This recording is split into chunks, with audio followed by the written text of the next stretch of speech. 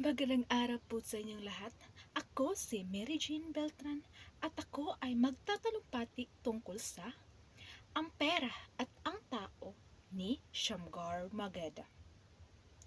Ang pera ay bagay na may halaga na ginagamit bilang pambayad, transaksyon o kalakalan ng dalawa o higit pang tao.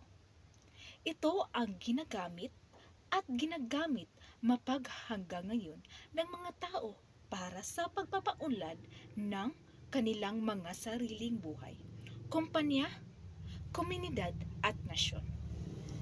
Noong unang panahon na wala pa ito,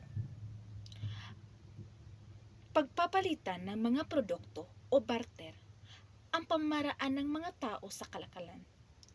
Mapapansing mahirap at mabagal ang mga paraang iyon, pagkat minsan ay hindi pantay ang halaga ang isang bagay na itutumbas sa kapalit nitong bagay rin o kaya'y serbisyo. Ngayong pera ang ginagamit, madali na lamang ang mga gawaing katulad ng pagtitinda at pamimili.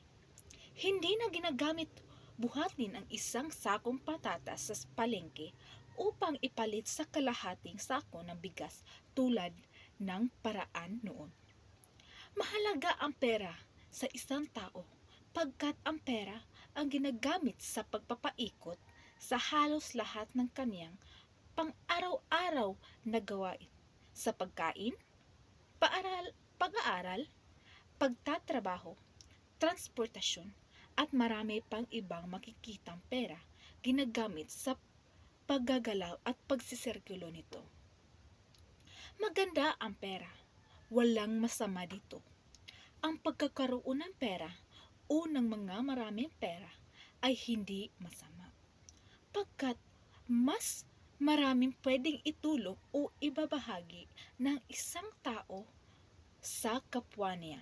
Subalit ito'y nagiging masama kung pansarili lamang iba, sa madaling salita, at kung siya'y madamot.